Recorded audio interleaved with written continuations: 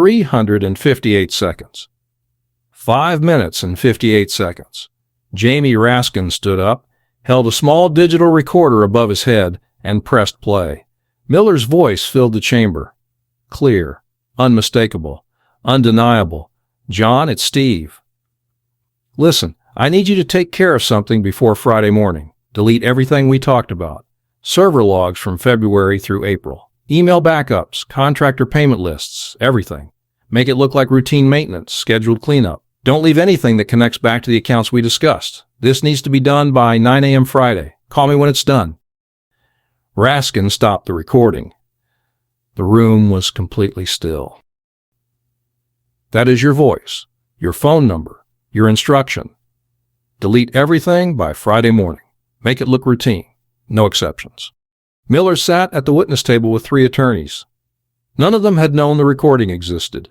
None of them had known that the man Miller had called at 11:47 p.m. on March 28th, a senior DHS policy advisor named Jonathan Webb, had not deleted the files, had refused, had gone to the FBI instead, had handed over his phone, had provided the voicemail, had testified under oath about every conversation Miller had with him about hiding records. Miller was finding all of this out in real time in front of cameras, in front of Congress, in front of the country. To understand why that recording destroyed everything Miller had prepared for that hearing, you have to understand the timeline. Raskin had it. He had built it document by document before walking into the room.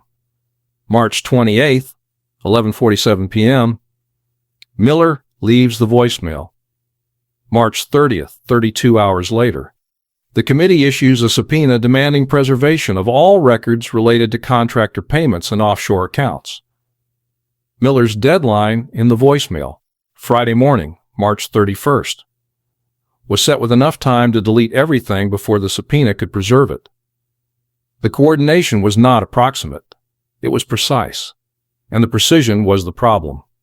Because you cannot set a deletion deadline 32 hours before a subpoena arrives by accident.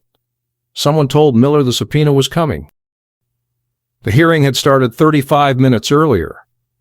Standard questions about document retention, federal records compliance. Miller gave polished answers.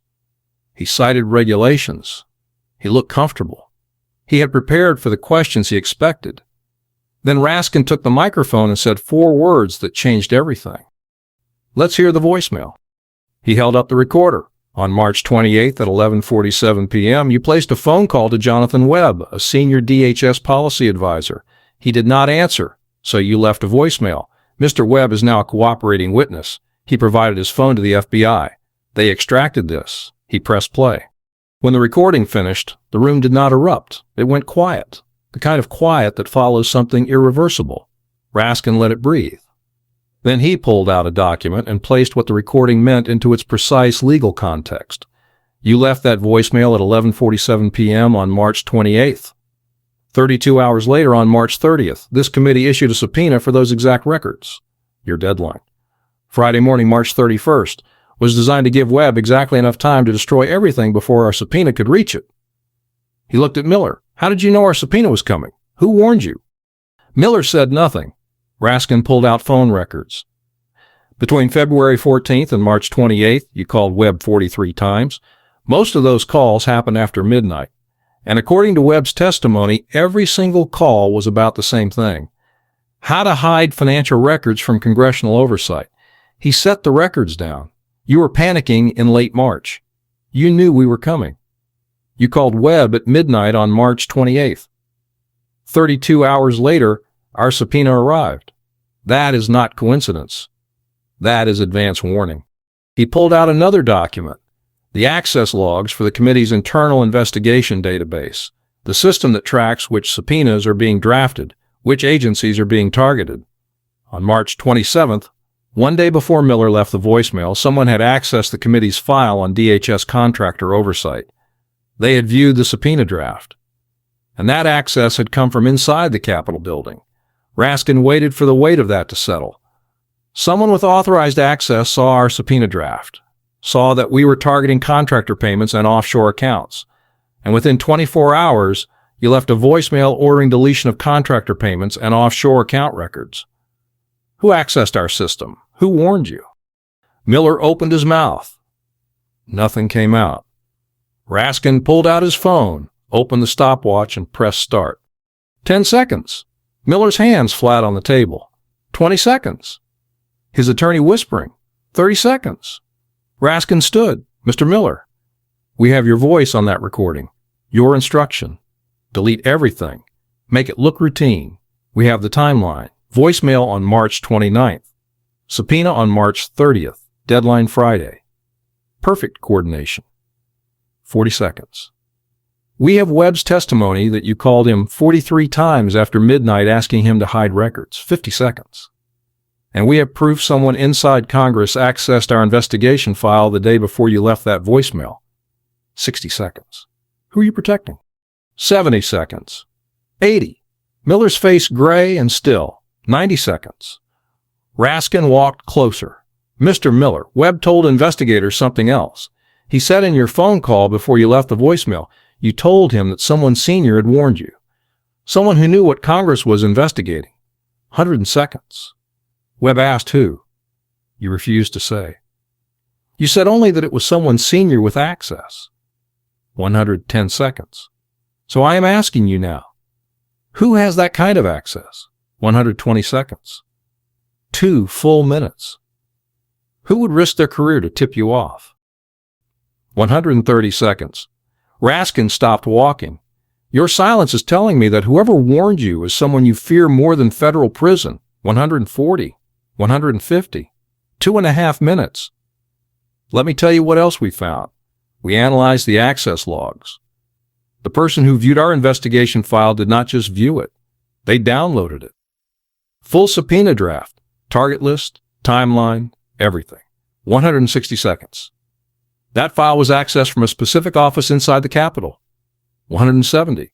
We know which office. We know which computer. We're going to find out who sat at that computer on March 27th. 180. 3 full minutes. When we do, Mr. Miller, your silence will not protect them. 190 seconds. We will have the access log showing they downloaded our subpoena draft. We will have your voicemail showing you ordered deletion 32 hours later. 200 seconds. We will have Webb's testimony that you told him someone senior warned you. 210. The evidence connects with or without your cooperation. 220 seconds. Miller's attorney stood. Mr. Chairman, my client invokes executive privilege. Raskin did not look at her. Your client's voice is public record now. Executive privilege does not cover voicemails ordering evidence destruction. 230 seconds. 240. 4 full minutes. Mr. Miller, you're protecting someone who accessed classified congressional investigation files and warned you to destroy evidence. 250 seconds. That person committed a crime. You committed a crime. And your silence is compounding both. 260. Miller's hands trembled slightly. 270. 280. A committee member called for immediate referral. 290. 300 seconds. 5 full minutes. Raskin stopped at the witness table. Mr. Miller, I'm going to count to 358, and then everything goes into the record. The voicemail, the phone records, Webb's testimony, the access log showing the congressional leak. All of it. 320, 330, 340. His attorney made a final attempt. Mr. Chairman, we request. Cannot. The chairman cut her off. Your client will answer or be held in contempt. 354, 355, 356, 357, 358. Raskin stopped the timer. 5 minutes and 58 seconds. He turned to the committee. Mr. Chairman, the witnesses refused to answer. I move to enter the voicemail recording, all phone records, the access logs, and cooperating witness testimony into the congressional record. I further move to refer this matter to the Department of Justice for prosecution under federal obstruction and conspiracy statutes. Both motions passed unanimously. Raskin gathered his materials. He looked at Miller one final time. 358 seconds. That is how long you sat here rather than explain who inside Congress warned you. But your silence does not protect them. We have the access logs. We know someone downloaded our subpoena draft on March 27th. We know you left that voicemail ordering deletion on March 29th.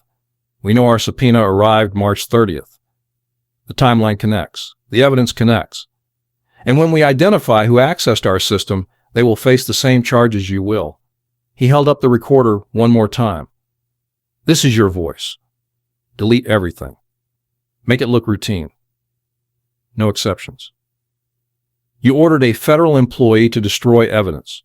You coordinated timing with someone who had access to congressional files. And you sat here for 358 seconds protecting whoever warned you because you know exactly who they are and exactly what they did. What Raskin brought to that room was something the previous confrontations in this series had not contained. Not a wire transfer confirmation or a phone log or a classified document obtained through subpoena. A recording. Miller's own voice at 11:47 p.m.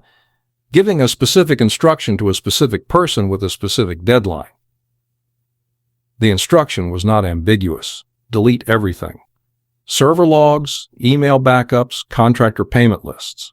Make it look like routine maintenance. Call me when it's done. There is no interpretation required. There is no legal framework that needs to be applied before the meaning becomes clear. The voice on that recording was ordering the destruction of evidence, and the timeline in which that instruction was given. 32 hours before a congressional subpoena for those exact records. Made it something more specific than obstruction. It made it coordination. Advance knowledge. A warning from inside the institution that was supposed to be conducting the oversight. Jonathan Webb had been the intended instrument of that destruction. He had received 43 calls after midnight. He had been told exactly what needed to disappear and exactly when it needed to be gone. He had said no.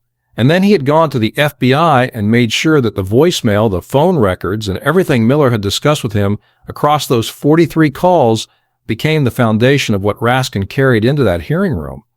Webb's decision to refuse, to not delete the files, to not protect Miller, to provide his phone and his testimony instead, is the reason the voicemail existed when Raskin pressed play. And Miller, sitting at the witness table, had not known any of that until the moment the recording started. 358 seconds of silence is not a legal strategy. It is not a constitutional protection being carefully exercised. It is the sound of a man who cannot answer the question that matters most. Who inside Congress warned him? Because answering it would expose someone whose exposure would be more devastating than his own. The voicemail is in the record. The timeline is in the record. The access logs are in the record. Webb's testimony is in the record. And 358 seconds of silence from the man whose voice ordered evidence destruction 32 hours before a subpoena arrived is in the record alongside all of them, each piece pointing toward the same unanswered question. Not what Miller did. That is documented. But who helped him? And whether the institution trusted with oversight of the executive branch had someone inside it working to protect the very person it was supposed to be investigating. That question has no answer yet, but it has a record. And records, as Raskin demonstrated when he pressed play on a digital recorder in a congressional hearing room, have a way of speaking when the people who created them will not.